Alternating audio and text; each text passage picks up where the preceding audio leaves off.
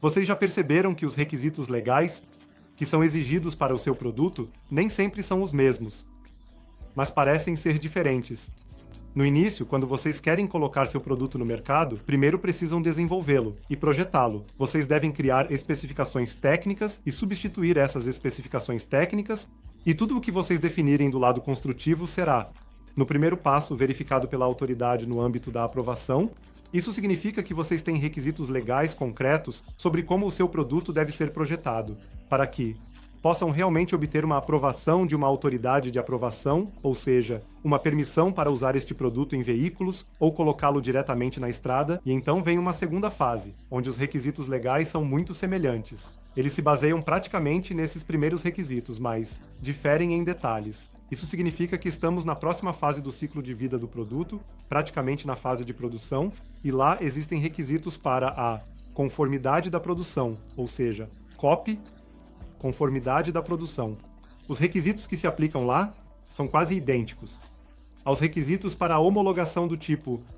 No entanto, o legislador não espera que vocês repitam sempre o que mostraram uma vez na aprovação do tipo, mas devem demonstrar que o que está sendo produzido ainda corresponde ao estado aprovado, e a ligação lógica por trás disso é simples. Se eu verifico na homologação do tipo, se minha construção básica atende aos requisitos, então eu tenho a construção básica quando vou para a produção. E na produção eu tenho, é claro, certas influências do meu processo de fabricação, influências das máquinas, influências dos funcionários. Isso significa que os erros que podem surgir são erros diferentes. Por isso, os métodos de teste são diferentes. Quando vocês estiverem na próxima fase, terão a fase de uso. Isso significa que seus clientes usam seu produto e podem surgir outros erros. Tipicamente, erros surgem porque o cliente talvez não entenda completamente o que vocês pretendiam, como o seu produto deve ser utilizado, e então podemos, por assim dizer, identificar um uso indevido, onde vocês precisam distinguir qual é o propósito de uso previsto que normalmente descrevem ao cliente com o manual de instruções. Isso pode incluir também o manual de manutenção ou um manual de reparo. Então vem o propósito de uso previsível ou o uso indevido previsível. Isso significa que vocês têm um uso pelo cliente que na verdade não é desejado e pensado por vocês, mas deve estar claro para vocês. O cliente faz isso, ele pode usar o produto assim, e então há o uso indevido. Isso significa que o cliente faz algo com o seu produto que não era previsto, que não é possível. Vocês talvez conheçam de outro vídeo nosso o exemplo com uma cadeira. Vou dar agora um exemplo diferente. Vamos pegar um exemplo com um secador de cabelo. Então, vocês vendem um secador de cabelo, vocês o projetaram, produziram e venderam, e agora tem seus clientes que usam o secador. O uso previsto por vocês é que o secador seja utilizado para secar o cabelo. Agora, é previsível que talvez alguém diga que está secando suas calças. Isso significa que vocês devem pensar se precisam fazer algo para que as calças não queimem ou para que o secador não quebre, porque alguém se aproxima demais das calças e, assim, reduz a entrada de ar do secador, o que pode fazer com que ele superaqueça. Seria indevido, é claro, se alguém se sentasse na banheira e usasse o secador.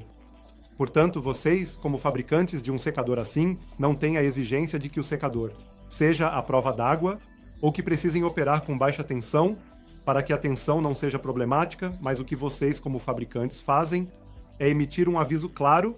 Isso significa incluir avisos no manual de instruções, talvez colocar um adesivo apropriado no secador, para que o usuário entenda que, se fizer isso, é um uso indevido e que não está coberto por vocês, pela sua responsabilidade. E com o termo responsabilidade, estamos exatamente na regulamentação correspondente que é aplicada do lado legal.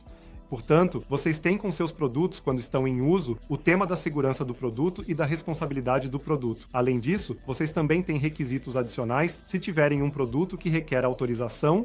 Isso significa que, por lei, vocês também são obrigados a realizar uma observação de mercado, uma observação de produto, entre parênteses, mas isso se aplica a qualquer produto. Vocês devem avaliar, ao identificar um suposto defeito, se isso pode colidir novamente com a sua aprovação. Isso significa que vocês podem ter uma não conformidade e, então, vocês têm, claro, a exigência de recalls, sendo que essas exigências de recalls são, em princípio, regulamentadas legalmente de forma geral para produtos automotivos, mas existem requisitos específicos sobre como vocês lidam com esses riscos ou potenciais falhas do produto e como vocês então realizam esses recalls e corrigem o erro. Isso significa que vocês têm 3 fases para o seu produto. O produto e, em cada uma das fases, aplicam-se diferentes requisitos legais na fase em que vocês desenvolvem o produto e têm os primeiros protótipos, vocês têm os requisitos para a aprovação dos produtos, que descrevem como ele deve ser projetado. Então vocês têm a fase de produção, onde fabricam seu produto em série, e tem requisitos legais correspondentes sobre como devem realizar uma supervisão de conformidade para avaliar se os produtos, como vocês os produzem, ainda estão em conformidade com o que foi aprovado. E então vocês têm a fase de uso, onde normalmente sempre tem as regulamentações legais gerais sobre supervisão de mercado, recalls, responsabilidade do produto,